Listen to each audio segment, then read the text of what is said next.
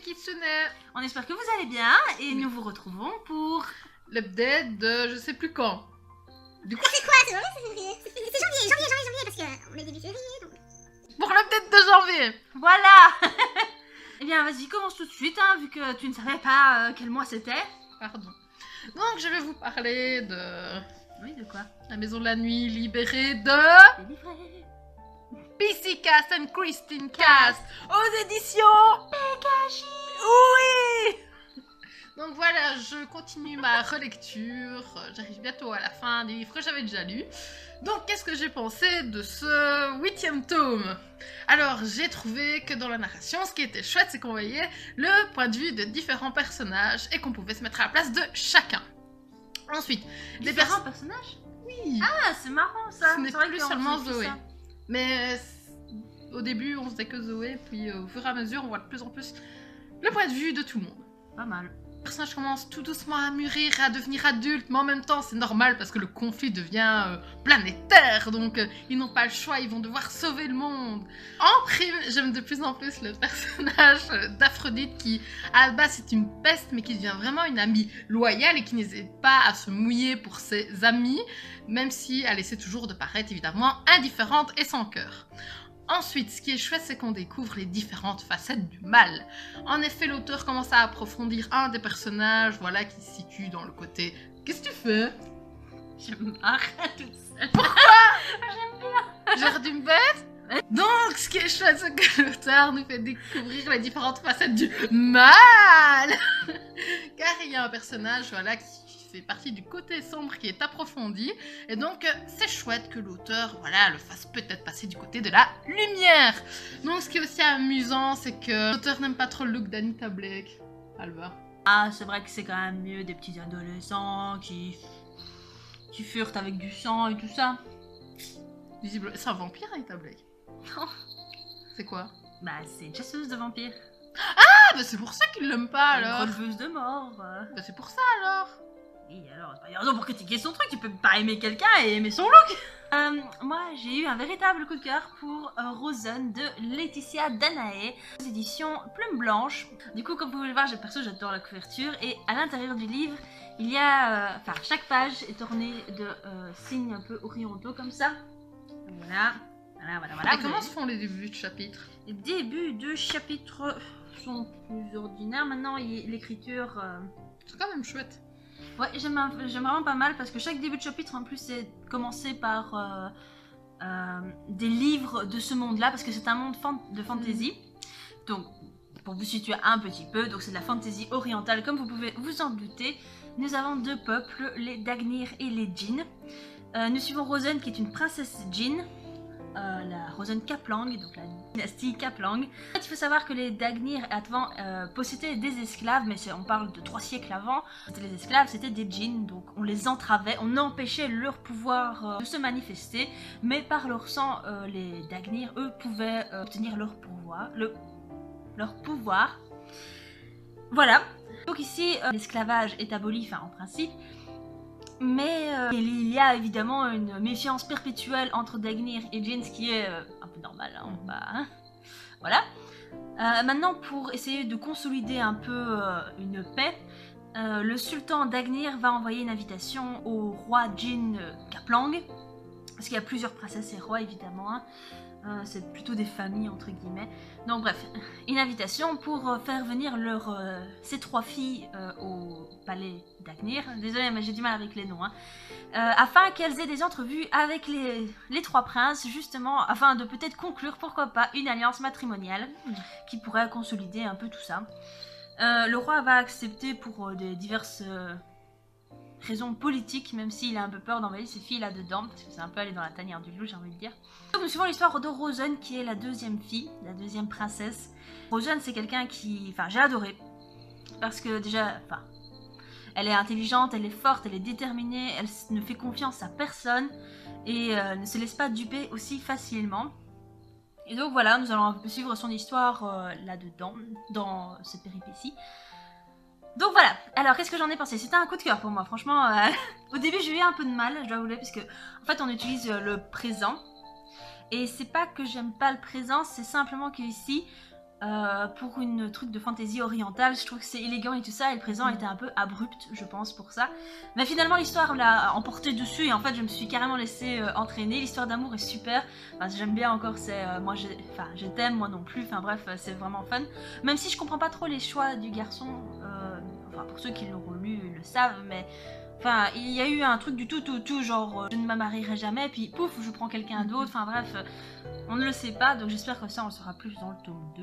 Sinon, j'ai bien aimé le sultan, enfin je trouve qu'il a des dessins assez machiavéliques et on sait pas, en même temps il y a vraiment une énorme part de mystère là-dessus, c'est vraiment génial. Je sais pas trop ce que je dois dire d'autre. C'est déjà pas mal. Ouais, c'est vrai que j'ai beaucoup parlé. Désolée, mais c'est parce que j'ai vraiment beaucoup aimé et je voudrais bien vraiment que... Enfin, si je peux vous donner un conseil, c'est de foncer dessus. Parce que au début, je pensais que ça serait plutôt juste du speed dating en fait. Du speed dating. Oui, parce qu'ils ont des entrevues, du coup, chaque princesse avec chaque prince. Ah, c'est chouette ça. Bah, c'est pas mal, mais je me suis dit, si ça se borne qu'à ça, ce sera un peu redondant à la longue. Voilà. Mais finalement, en fait, on se rend compte que plus on avance, plus il y a des enjeux beaucoup plus politiques, beaucoup plus humains. Enfin, humains. C'est pas vraiment des humains, vous allez me dire, mais enfin bref, vous voyez ce que je veux dire. Bref, voilà. Allez-y, foncez. Enfin, et je sais qu'il ne sort qu'en 2018, mais si vous allez dans les foires aux livres où les éditions Plume Blanche sont, à mon avis, il y a possibilité de déjà l'acheter. Donc si vous le voyez, foncez, c'est génial. Il vaut le prix que je l'ai payé, c'est-à-dire 20 €. Voilà, allez-y. Je vais vous présenter sans plus attendre de Kristen Higgins aux éditions HarperCollins Poche. Donc ça raconte l'histoire de Honor qui va chez son gynécologue qui lui apprend que ses ovules vont bientôt mourir et elle a 35 ans. J'avoue que c'est bizarre de commencer un résumé en disant « Nous apprenons l'histoire de X qui va chez son gynéco !» C'est comme ça que ça commence. Donc évidemment Honor, comme elle veut des enfants, ben... Non! C'est pas pour jouer! C'était marque-page, putain! Il veut des enfants, oui. Oui, elle veut des enfants. Il veut des enfants. Et donc, comme elle veut des enfants, bah, elle va devoir s'y mettre. Donc elle propose... Elle propose à son meilleur ami d'enfance avec qui elle couche donc depuis moins une dizaine d'années de se marier. Se marier, carrément! Oui, sauf qu'il refuse. Comme je vous l'avais dit dans le book haul, il l'a comparé à son vieux gant de baseball. Donc voilà. Ça doit être... Pourquoi elle couche avec en plus? Parce que ça doit décevoir quand même. Oui, mais il était beau, il était gentil, enfin voilà. Bon. Tout ça, et puis donc elle va se confier à sa meilleure amie, et puis finalement elle apprend que sa meilleure amie s'est fiancée avec le dit mec en question. Le gant de baseball. C'est elle le gant de baseball, c'est pas le mec. Et donc voilà, elle est anéantie et elle rencontre Tom, qui est un British qui a besoin d'un nouveau visa pour rester aux États-Unis, donc ils vont contracter un mariage blanc. Ce qui tombe plutôt bien. Oui, ils vont devoir faire croire voilà, qu'ils sont un couple parfait. Alors ce que j'en ai pensé, ce que j'ai aimé, c'est que c'était une romance qui n'était pas cul à praline, parce que je n'aime pas trop les romances, comme vous le savez, que c'est plutôt une romance pleine de tension, de je t'aime moi non plus, de je suis amoureuse mais il faut pas le dire, enfin vous voyez le genre. Oui. Et ça donc, reste un contrat. C'était ça qu'elle pensait. ça reste un contrat, mais un contrat... Oui, mais il faut pas le dire ça. Voilà. Que le contrat était plus qu'un contrat. Les personnages donc sont touchants, ils sont prenants, ils sont attachants et j'ai un gros coup de cœur pour la famille d'Honor, voilà, avec les grands-parents qui s'entretuent mais qui s'aiment beaucoup, les frères et sœurs qui sont complètement délirants, la gouvernante qui est super stricte mais qui déborde d'amour et le papa qui est toujours là pour Honor. Donc voilà, c'est une famille haute en couleurs qui donne de la spontanéité à ce roman. Donc j'ai bien aimé, c'est comme les comédies, voilà, sur TF1, les téléfilms. Donc voilà, c'est divertissant et c'est chouette. Bah, c'est bien. Oui. J'ai lu, juste après Rosanne, Les Anges Mordossi de Sophie Joma. Donc c'est le premier tome des aventures de Felicity Hadcock. Donc ici je l'ai pris chez Rebelle Édition. Petit résumé peut-être. Alors, nous suivons l'histoire de Felicity Hadcock, qui est une humaine on ne peut plus ordinaire, à un détail près. Ici, à l'aura des personnes, elle peut deviner si c'est ou non un vampire, en fait. Donc, elle a un petit truc spécial. En plus, elle peut assez bien résister à leur pouvoir. À mon avis, ça dépend aussi de la vétusté du vampire. Mais voilà, à un moment donné, en fait, il va se passer plein de trucs un peu spéciaux. Elle va se réveiller dans une chambre d'hôtel, complètement nue, et après, sans aucun souvenir, même si elle se doute bien qu'elle a couché plusieurs fois avec une personne qu'elle se dit être un vampire. Ça doit faire peur. Ouais, mais du coup, elle est un peu fâchée parce que voilà, elle avait juré de ne pas s'approcher des vampires. Enfin bref, je vous passe un peu les détails. Il va se passer aussi un truc assez étrange, c'est que des nouveau-nés vampires vont squatter un peu chez elle, enfin son potager, si j'ai envie de dire. Et ça va pas trop lui plaire non plus. Et par-dessus le marché, des êtres un peu divins vont débarquer pour un peu essayer de semer en la pagaille. Et ce n'est que des nombreuses créatures qui vont arriver. Tout ça sous une toile de meurtres un peu spéciaux qui arrivent, des meurtres tétanisants. Si vous avez lu, vous savez de quoi je parle. Et donc voilà, nous suivons un peu tout ce beau monde dans ce tome-ci. Donc j'ai bien aimé, j'ai beaucoup ri parce que Felicity Hadcock est assez haute en couleur, en fait, j'ai envie de dire. Par contre, elle est un peu incohérente avec elle-même. Elle se dit être une femme raisonnable. Et c'est pas qu'elle est pas raisonnable, c'est juste que elle a des désirs sexuels, mais incommensurables. Et elle va coucher quand même avec... Enfin bref, je vais rien dire. Mais elle est pas raisonnable. Voilà. Voilà, et sinon, j'ai eu un peu de mal avec son humour qui est fort cru. Oui, je sais pas si je peux donner un exemple là, comme ça, mais voilà, on parle de forage, etc. Donc, de forage. Oui. Oui, j'ai compris. J'espère que donc voilà, c'est vrai que quand j'ai lu ça, j'ai eu un moment de bug et puis je me suis éclatée de rire parce qu'il faut vraiment s'habituer à l'humour. Ça, c'est certain que c'est un humour assez spécial. Mais finalement on s'y habitue, voilà. Maintenant c'est vrai que je trouve ça vraiment pas mal, les êtres divins, etc. Avec les vampires, les semi-démons, etc. C'est vraiment pas mal. J'ai trouvé aussi les personnages fort attachants en fait, parce que c'est trop marrant. C'est comme ce sont des êtres un peu surnaturels, un peu, beaucoup. Du coup, on voit qu'ils essayent quand même de rester dans leur plate-bande. Ils ont des missions, ils ont une certaine éthique, une certaine... Même les méchants ont leurs habitudes, etc. Et on voit qu'ils essayent de rester là-dedans, dans leur petite catégorie, mais voilà, ils y arrivent en... Ils y arrivent pas. Ils y arrivent pas. Ils y arrivent pas. Non, ils y arrivent pas. Et donc c'est quand même assez troublant, et pour eux aussi c'est troublant, donc c'est marrant de les suivre là-dedans. Au début j'avais un peu marre de parler de cul tout le temps en fait. Et puis je me suis dit, oui mais des êtres surnaturels, tout ça, l'amour, c'est pas qu'ils connaissent pas, c'est juste que bah c'est un peu banalisé pour eux. Du coup autant parler cul directement quoi. Et je me suis dit à partir de là ça devient cohérent. Maintenant faut voir par la suite s'il y en a quand même toujours autant parce que voilà. C'est long. Ouais ça devient gavant parfois. Bref voilà, mais j'ai bien aimé, j'ai quand même envie d'avoir la suite. Voilà. Je vais vous présenter La vilaine belle-sœur de Aya Ling aux éditions Bookmark. Donc ça raconte l'histoire de Kat qui déchire un livre de Cendrillon et qui se trouve donc propulsée dans le dit monde de Cendrillon. Et pour en sortir, elle doit réaliser une fin heureuse. Que le prince n'aime pas les balles, la sœur de Cendrillon est beaucoup plus belle qu'elle et qu'il n'y a pas de marraine fée. T'as oublié de dire que c'est pas Cendrillon, ouais. C'est la belle-sœur, quoi. Et elle devient la belle-sœur de Cendrillon. Voilà, donc pour moi ce livre était un gros coup de cœur, donc j'ai adoré le monde de Cendrillon, cette réécriture était vraiment fantastique. Donc Kat dans notre monde est une héroïne ordinaire, et dans le monde de Cendrillon elle est extraordinaire, elle n'est pas spécialement belle mais elle est pleine d'esprit, d'audace, et aussi elle se bat pour ses convictions car le monde de Cendrillon n'est pas tout rose. Et c'est ça qui est finalement intéressant, c'est qu'on ne nous vend pas un conte de fées. Exactement, un conte de fées. De plus, le prince est un homme bon qui aimerait faire changer justement ce monde. Et donc, ce bouquin a aussi un aspect un peu politique. J'étais complètement séduite par l'histoire d'amour qu'il y a dans ce livre qui ne se réalise pas en un claquement de doigts, mais qui se construit dans le temps et qui finalement devient crédible. Voilà. Donc je conseille vivement ce livre. Je crois qu'il devient officiellement mon coup de cœur préféré. Waouh, c'est ton premier coup de cœur de l'année? Exactement, Alba. J'ai hâte de lire. En plus, Cendrillon, c'est un de mes Disney préférés. Oui, et la couverture est magnifique. Super. Et à l'intérieur aussi, non? Il me semble qu'il y avait des petits trucs... juste pour les numéros de page. Et les débuts de chapitre. Oui. Pas aussi beau que Rosen, mais... Ah, c'est quand même pas mal, hein. On se plaint pas parce que... Voilà. Il y a pas mal de trucs.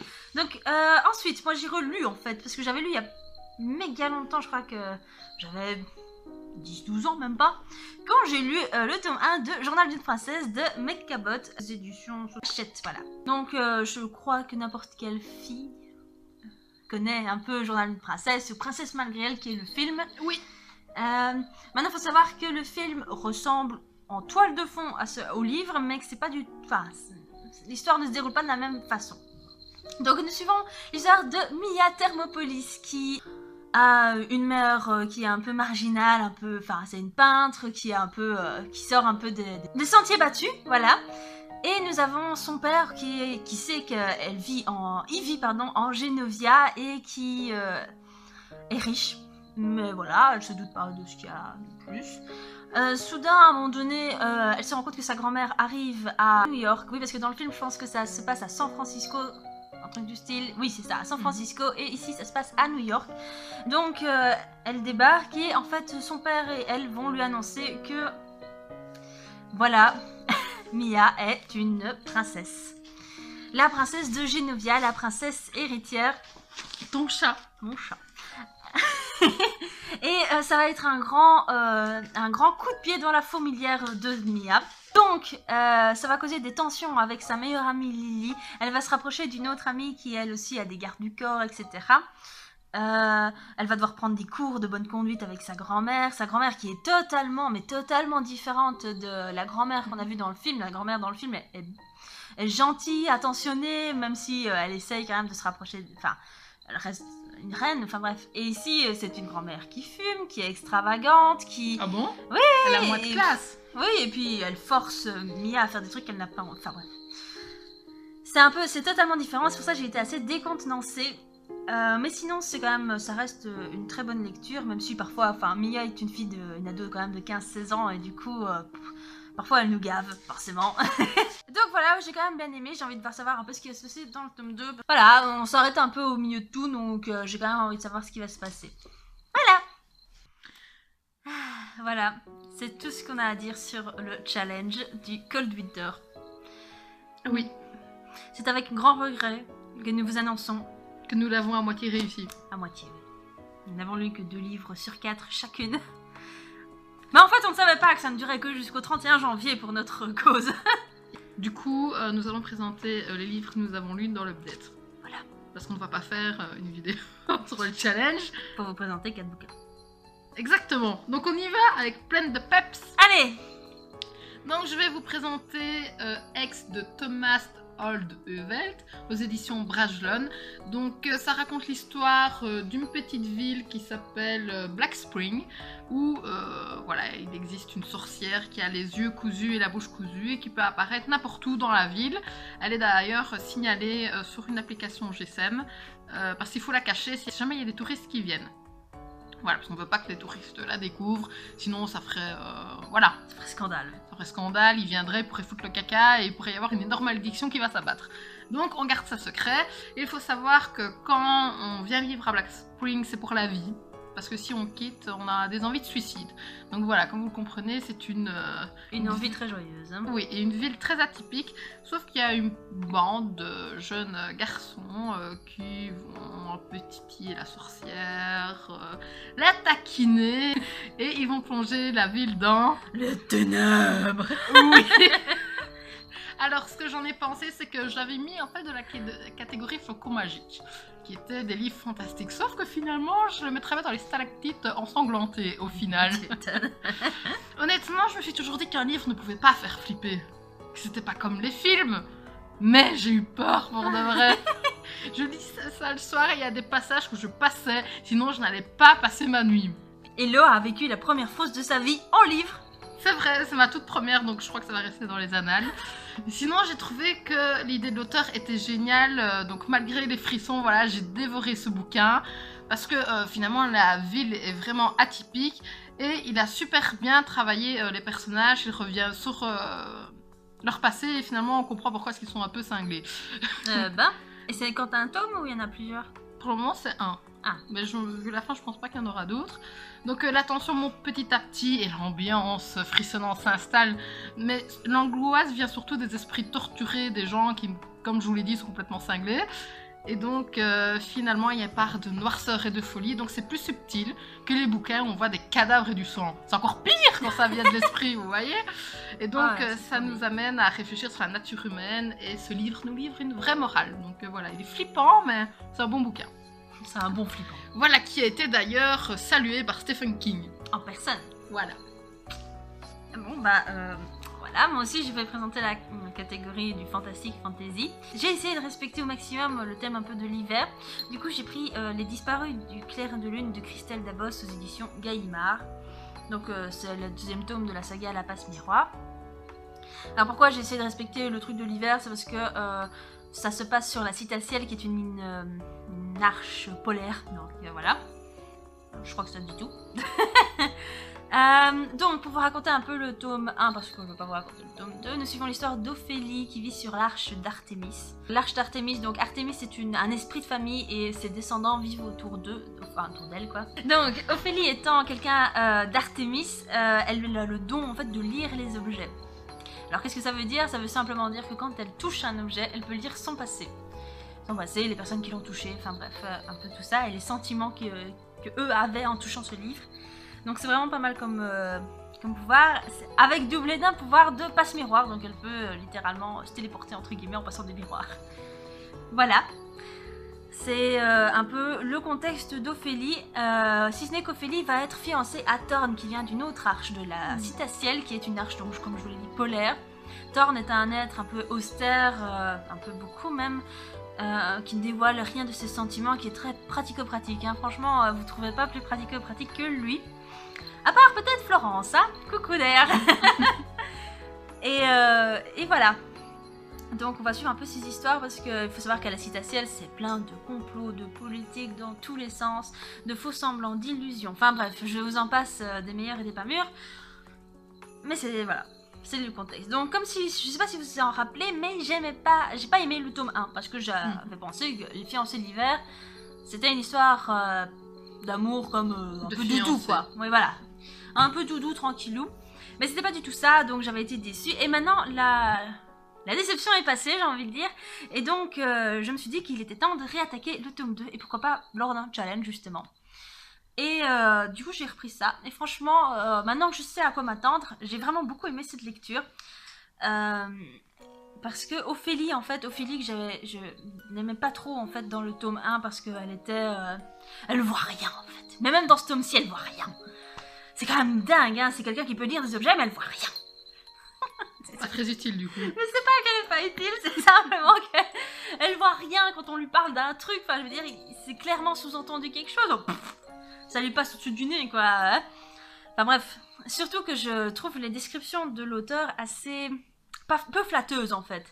Enfin, on décrit Thorn avec des bras qui ressemblent à des épées, Ophélie qui a toujours ses lunettes et qui est maladroite comme je sais pas quoi. Enfin, c'est peu flatteur et à chaque fois, j'ai du mal à m'imaginer les personnages, en fait, dans la tête, parce que finalement, Ophélie n'est pas si moche, je crois, parce qu'elle intéresse quand même plusieurs personnes, pas forcément que politiquement parlant, hein, je parle. Donc je ne sais pas trop à chaque fois à quoi ressemblent les personnages de là à ce que moi je les ai imaginés toute seule en fait. Donc voilà. Combien de pages le bouquin? Ça va encore je trouve. Ah ouais non, 550 pages. Ouais je trouvais qu'il faisait énorme. Ouais c'est une petite briquette. Sinon j'ai bien aimé du coup comme je disais Ophélie ici grandit un petit peu, elle prend de l'assurance, elle affirme un peu plus ses idées, elle ne fait pas juste ce qu'on lui demande.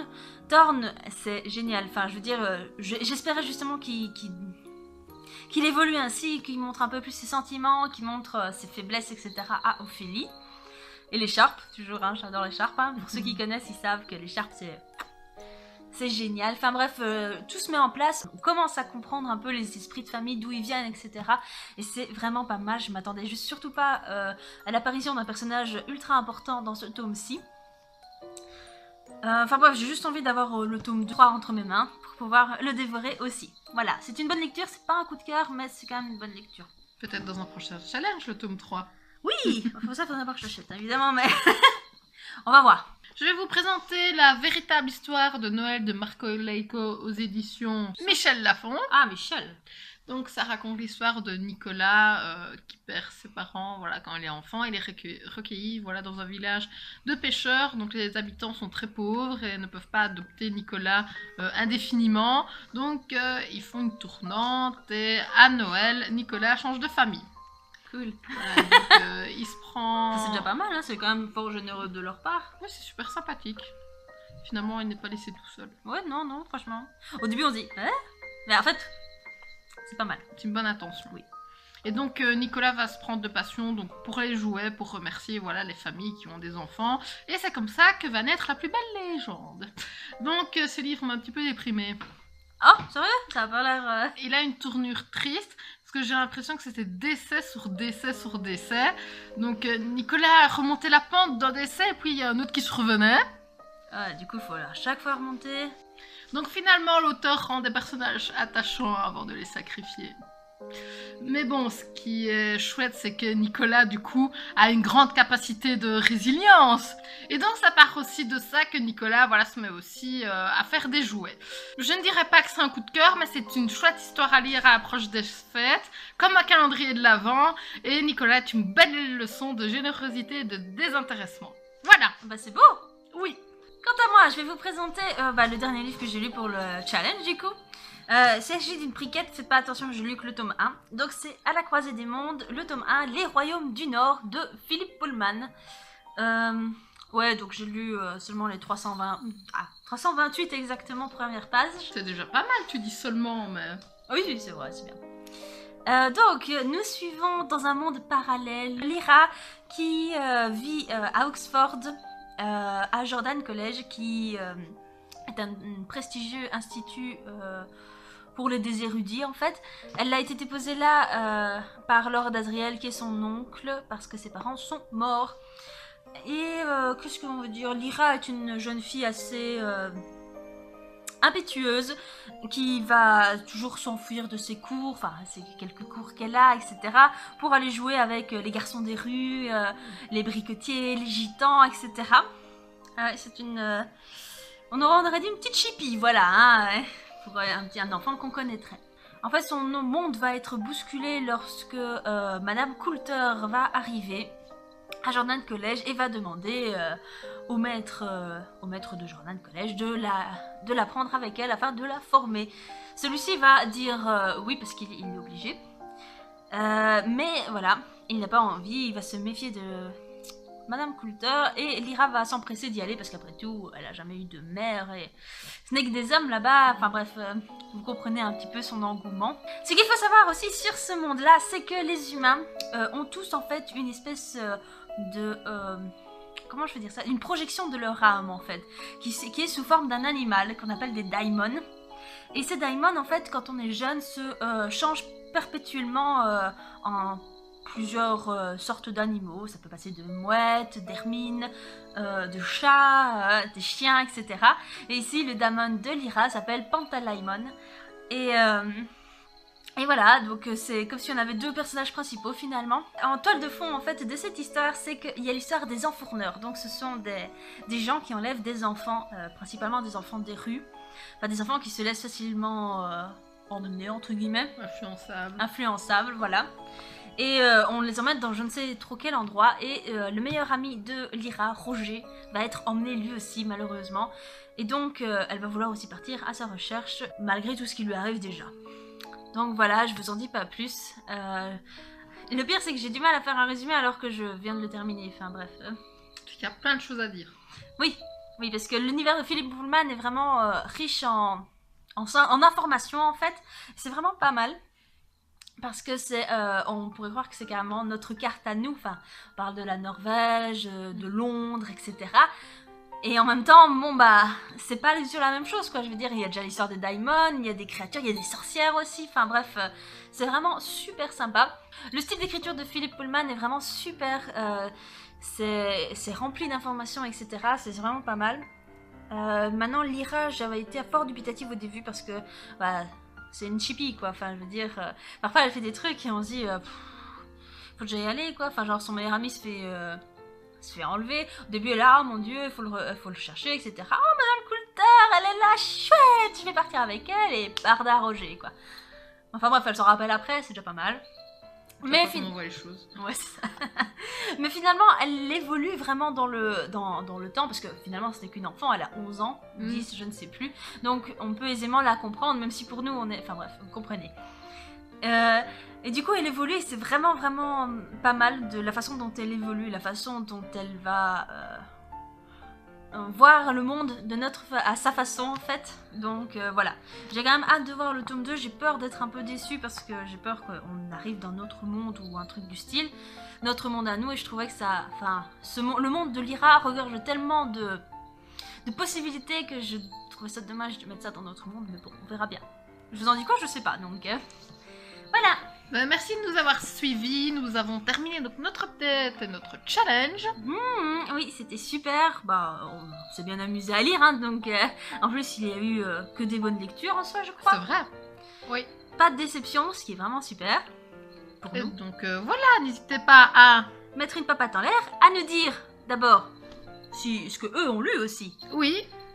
Abonnez-vous si vous avez aimé. Et attention, un gros bisou.